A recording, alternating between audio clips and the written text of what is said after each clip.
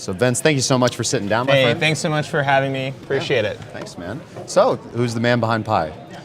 Hey guys, welcome to my video. With so much interest about the Pi network, I wanted to do a video about the creators, who they are, and what we know about them so far. I did a lot of digging for this video, so I think a lot of you guys are going to find this pretty interesting. But for anybody who don't really know what the Pi network is, here's my best explanation.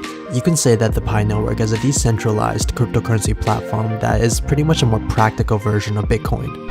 And you can think of Pi as being a version of Bitcoin, but that's been reimagined for everyday people. It was invented by a couple of Stanford graduates, and I'll talk a little bit more about that later. But the coolest part about this project is that you can mine Pi from your phone. And it doesn't cost you anything, and it takes about 10 seconds each day, or if you really want to factor it, about an hour each year. This makes the cryptocurrency super accessible to the average person, and it's really one of my favorite things about this project. Right now I believe that there's about 13 million people on this platform, and the coin is scheduled to be released in Q4 of 2021. This can mean anytime from October, November to December, and I think by that time a lot of questions about the network will be addressed. If this sounds interesting to you guys, make sure to use the invitation code MAGICTUNA. And don't forget that this project doesn't take any time, effort, or money from you, and there hasn't been any cases of your data being stolen. And with that being said, let's talk about the topic of this video, which is who are the creators of the Pi network? What do we know about them, and can we trust them so far? One thing I can say for sure is that these developers have a pretty good history on the internet. There's actually a lot of information about them, and I think a lot of you guys will learn something new in this video. I want to start off with the head of technology for the Pi network. His name is Dr. Nicolas Kokkalis, and he's responsible for a lot of the back-end development of this project. Every innovation that we had in the history was there because it filled a significant gap that existed in the world. Right off the bat, you can see that his resume is pretty stacked. He attended the University of Crete from 1998 to 2002, and would later go on to get a master's degree from the University of Toronto and also another master's degree in management science and engineering from Stanford. And I know this sounds like a lot already, but he would later go on again to get a PhD in electrical engineering from Stanford and is now doing his postdoc there. Now, his academic accolades sound pretty impressive, but how do we know that this is true? Nowadays, anybody on the internet can lie about who they really are. And I think one of the things I love about the Pi network is that there's a lot of evidence on the internet proving these things to be true. You can see his academic profile on Stanford.com, and it's going to list exactly what I told you guys so far. But if you're somebody who needs more proof, we can actually take a look at some of the classes that he teaches. And let's take a look at CS359B. This is a blockchain application design class that he leads. And the goal of this class is really to teach you how to design your own blockchain application. I think this is pretty good news for anybody who's skeptical of the project, because this at least shows that he has the skills or ability to really create an application on the blockchain. And it looks like he also has the credentials here to build, let's say, a real cryptocurrency. If you want to take a look at some of his classes, there's actually a clip of his student's final presentation here. One thing you can take away so far is that Nicolas appears to be who he says he is so far. This sounds like a lot of information about him already, but there's a lot more actually online. And I really do think that this is going to give you guys a better picture of who he really is. You see, even before the Pi network, he was involved in a lot of other projects as well. He was the founder of Gameyola, which created casual flash games for social media networks. Flash games used to be really popular back when I was in middle school. I hope you guys remember Kid and Cannon, because that was one of my favorite games back then. And here's a couple of clips of games that he produced back in 2009. And this included racing games, puzzle games, and even adventure games. From this, we can see that he's always been entrepreneurial. And apart from creating his own flash game company, he was also the CTO of StartX. And StartX is a non-for-profit business community that helps startups raise money. You might be familiar with some of the projects that came out of StartX, including LimeBike, which is a really popular scooter platform around cities in the US. OpenSea, which is one of the best places to buy NFT collectibles, and Boosted, which is known for their electric skateboards. One of the coolest things about this project is that it's now valued at around $26 billion with almost 600 startups created. And it's really incredible that Dr. Nicolas Kokkalis had a hand in this project. I think this gives a lot of credibility to him as a person, and this leads me to one of his newest projects, which is the Pi network. When we take a look at his academic research, we can see that he focused on a lot of crowdsourcing and also collective social capital. And another way you can say this is that he wanted to leverage a large group of people to make the world better. And from some of these research, he was able to meet Dr. Fan, who would later form the Pi network with Dr. Kokkalis. And just like Dr. Kokkalis, Dr. Fan also has a PhD from Stanford University. She holds a PhD in computational anthropology.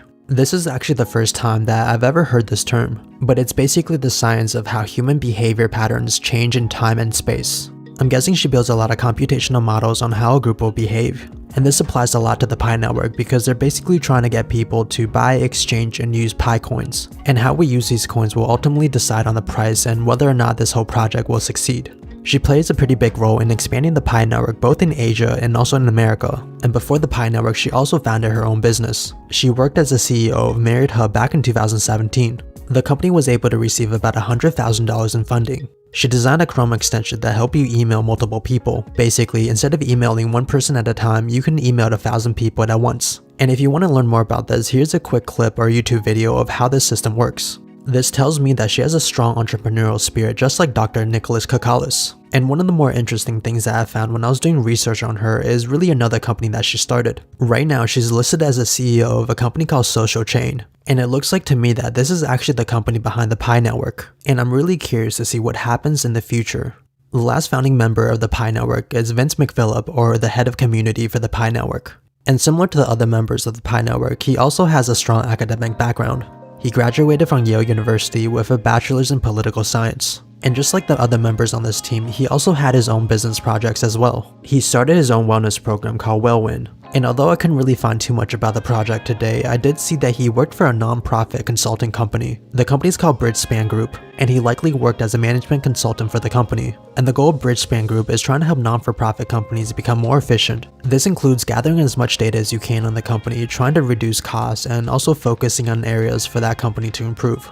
After working at Bridgespan, he attended Stanford University for his MBA, and at Stanford, he would get more and more interested in cryptocurrency, and while attending, he would start the Stanford Blockchain Collective. This was a group of people who were interested in using cryptocurrency to change the world. There's no expensive investing, none of that. It's just a basic mobile application that anyone can download from your phone. We're on the Play Store and on the App Store, and you can, start earning Pi today.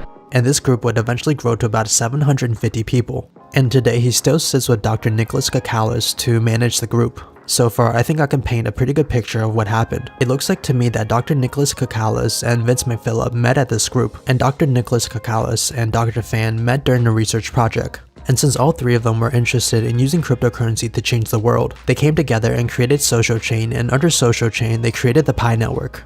I think this is a pretty plausible explanation of how the Pi network started. They all had an interest in cryptocurrency and they all wanted to use it for some sort of good.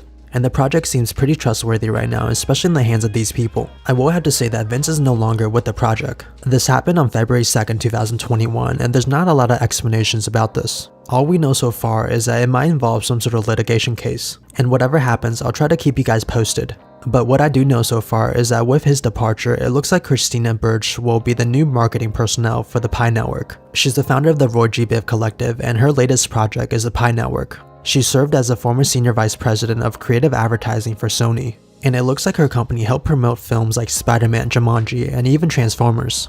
I think with her help, she's really going to push this project to the next level. This might include marketing campaign and also a redesign of the Pi app in general. And apart from her, there's also a lot of different members working for the project as well. What I can say so far is that this project looks pretty legit, especially because they have the personnel and also expertise to make this thing successful. I'm excited to see what will happen, and I'll update you guys whenever I receive new information. Make sure to check out some of the links below for free products at no cost to you. And like always, I'll see you guys again next time, and I hope you guys are having a great day. What's important is that now the world knows something better, and the world will adapt, whether it is by changing the code of Bitcoin, whether it is by changing our regulations, whether it is by changing our mindsets, or whether it is by creating new and different other coins that make more sense in 2021. In the end of the day, what's important here is that there is a new technology that has significant advantages.